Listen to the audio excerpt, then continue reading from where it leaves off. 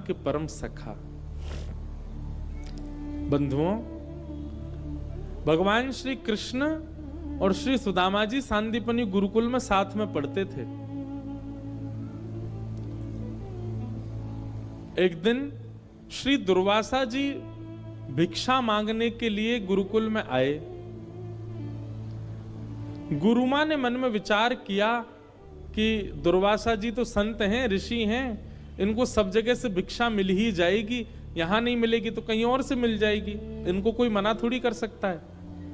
परंतु आज गुरुकुल में ज्यादा व्यवस्था नहीं है, थोड़ी बहुत सामग्री है, और वो सामग्री भी मैंने कृष्ण और सुदामा के लिए रखी है। दोनों वन में जाएंगे लकड़ी तोड़ने के लिए, कुछ पुष्प आदि लेने के लिए, तो वो जो चने हैं वो कृष्ण और सुदामा दोनों पालेंगे।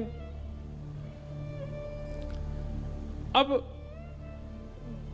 दुर्वासा जी को यदि मैं दे देती हूं तो बालक बेचारे भूखे रहेंगे वन में, कहां फल मिलेंगे, कब खाएंगे, कैसे होगा।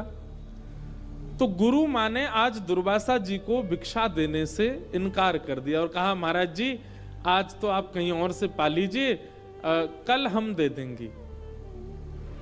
दुर्वासा जी को यह बात उचित नहीं लगी। थोड़ी दूर जाकर के दुर्वासा जी ने नेत्र बंद करके अपनी दिव्य दृष्टि से देखा तो 2 पोटलियां रखी थी, उनमें चने भरे हैं, लेकिन फिर भी गुरु मां ने मना कर दिया।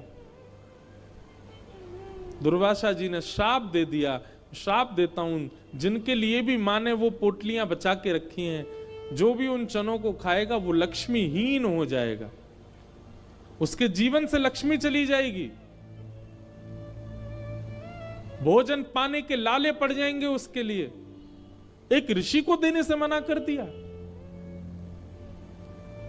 और कमंडल से जल लेकर के छोड़ दिया दुर्वासा जी ने। दुर्वासा जी तो चले गए, पर दुर्वासा जी जहां खड़े थे वहीं एक वृक्ष के पीछे श्री सुदामा जी महाराज कुछ पुष्प तोड़ रहे थे, और सुदामा जी ने वहीं बैठे बैठे यह देख लिया कि दुर्वासा जी उन चनों को शापित कर गए हैं। सुदामा जी दौड़ करके जाके उन चनों को देखना चाहते थे कि मां किसी को दे ना दे, लेकिन तभी देखते हैं कि सामने से श्री कृष्ण ऊंची धोती पहने, सिर पर स्वाफा बांधे, गले में पटका डाले और रस्सियां लादे वन की ओर जा रहे हैं। और सुदामा जी चलो, गुरुदेव के यज्ञ के लिए समिधा लेके आनी है, वन में जाना है, वन जाकर के बढ़िया लकड़ी पुष्प आदि लेके आने, और आज तो मैया ने कुछ प्रसाद के लिए भी दिया है। तभी ठाकुर जी ने पीछे से 2 पोटलियां निकाल करके सुदामा जी को दिखाई, देखो मैया ने हमारे लिए भोजन भी रख दिया है, कुछ चने रखे, बढ़िया वन में जाएंगे, वृक्ष के ऊपर बैठ के दोनों भाई खाएंगे प्रेम से। सुदामा जी बोले, यदि मैं सत्य बता दूंगा तो कन्हैया मुझे खाने नहीं देगा, स्वयं खा जाएगा, और इन पोटलियों को कहीं फेंक भी नहीं सकते, कोई और खा लेगा तो वो लक्ष्मीहीन हो जाएगा। कुछ भी हो जाए सुदामा, तेरो कन्हैया नहीं खावे इनको, बस ये विचार करियो। सुदामा जी थोड़ी दूर चल के बोले, लाला एक काम कर, बाकी सब सामान तू ले ले, वो चनान की पोटली मोए दे दे, तेरो भरोसा ना है, भूखे प्यासे से बैठे हम, कहीं गिर दें तो फिर का खाएंगे वन में जाके, मैं संभाल के ले चलूंगा, ला मोए दे दे। और ठाकुर जी से दोनों पोटलियां छीन ली और अपनी कमर में बांध ली। अब सुदामा जी केवल अवसर देख रहे हैं, कब अवसर मिले और कब एक एक चना इनमें से मैं खा जाऊं, कन्हैया को नहीं मिले कहीं, मेरो लाला लक्ष्मीहीन हो ये मैं देख ना सकूं। और तभी जोर की वर्षा होने लगी। सामने एक विशाल वृक्ष था। ठाकुर जी वृक्ष पर चढ़ने में थोड़ी देरी लगाते हैं, लेकिन सुदामा जी झटपट चढ़ जाते हैं। सुदामा जी ने विशाल वृक्ष देखा, दौड़ करके गए और झटपट उसके ऊपर चढ़ गए। ठाकुर जी नीचे से धीरे धीरे चढ़ रहे थे, तभी सुदामा जी ने दोनों पोटलियां खोली और मुट्ठी में भर भर के, पूरा मुख में भर जाए इतना, ऐसे पाने लगे। ठाकुर जी ने चढ़ते चढ़ते ऊपर देखा, ऊपर देख के बोले, ए सुदामा जी क्या कर रहे हो तू? अरे भैया वो अकेले तेरे काजे ना आए, बा में मेरे काजे रखे गुरु माने, मैं हूं खाऊंगो। अरे नेक डट जा, नेक रुक जा, ऐसा मत करे भैया, मैं हूं आ रहा हूं ऊपर। सुदामा जी के नेत्रों से आंसू गिरते जा रहे हैं और ज्यों ज्यों चने खा रहे हैं बस मन में भाव रखते हैं, मेरे लाला सदा प्रसन्न रहे, मेरो लाला सोने की नगरी में राज करे, मेरे लाला की लक्ष्मी दासी है जाए, मेरे लाला को पूरा परिवार पूरा कुनवा सब आनंद में रहे। हे विधाता, मेरे अधिकार के मेरे जीवन की सब लक्ष्मी भी मेरे कन्हैया को मिल जाए। और ऐसा कहते कहते श्री सुदामा जी सारे चने खा गए। ठाकुर जी जब तक ऊपर पहुंचे, सुदामा जी के नेत्र लाल पड़ रहे थे, आंसू भर रहे और पूरा मुंह एक बानर के भांति भरा हुआ था।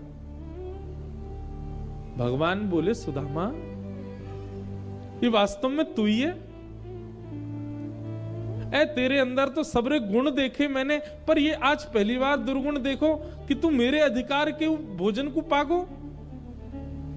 तू को नेक दया नहीं आई, मैं सुबह से भूखा हूं, मैंने कछु पायो नहीं है। अरे इतनो ज्यादा लोभी तो तुझे ना होना चाहिए कि तू मेरे बट के चना ने खा गयो।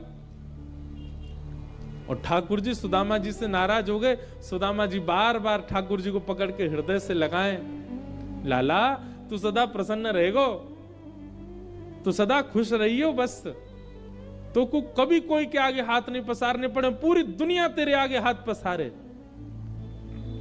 अरे तू दूर हट जा सुदामा, कैसी बात कर रहे हो, मेरे बट के चनान ने खा गए और यूं कह रहा हूं मुझसे कि पूरी दुनिया। अरे लाला तू अभी ना समझेगो, बाद में तुमको पता चलेगी। ठाकुर जी बहुत दिनों तक सुदामा जी से बोले नहीं। कुछ समय बाद विद्यालय पूर्ण हो गया, सब बालक अपने अपने घर को जाने लगे। ठाकुर जी मथुरा प्रस्थान कर रहे थे, सुदामा जी समीप गए,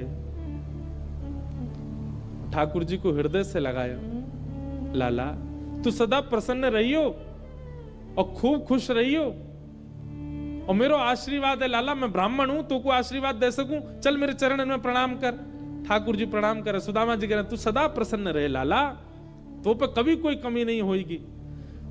भगवान बोले तू घूम फिर के यही बात क्यों कहे? ए सुदामा तो पे कोई और आशीर्वाद नहीं है, बस यूं ही कि तू सदा प्रसन्न रहे, तू सदा भरो भय रहे, तो पे सब कछु आ जाए। सुदामा जी कैसे बताएं अपने मन की बात? वह अंतिम मिलन था ठाकुर जी का सुदामा जी से। ठाकुर जी पहुंच गए मथुरा और कुछ ही दिनों बाद ही सुदामा का आशीष फलने लगा, सोने की नगरी के राजा श्री द्वारिकाधीश बने। पूरे यदुवंश का आनंद होने लगा, किसी को कोई कमी नहीं थी महाराज। लेकिन सुदामा जी जब अपने नगर पहुंचे, पूरा परिवार उजड़ने लगा, घर से लक्ष्मी जाने लगे, माता पिता भी चले गए, भाई बंधु भी अलग हो गए, घर में धन कमाने की कोई जगह नहीं थी। बेचारे सुदामा जी ने कर्जा लेकर के अपना विवाह किया और आधे से ज्यादा जीवन निकल गया, ब्याह का लिया हुआ कर्जा ही नहीं चुका पा रहे हैं।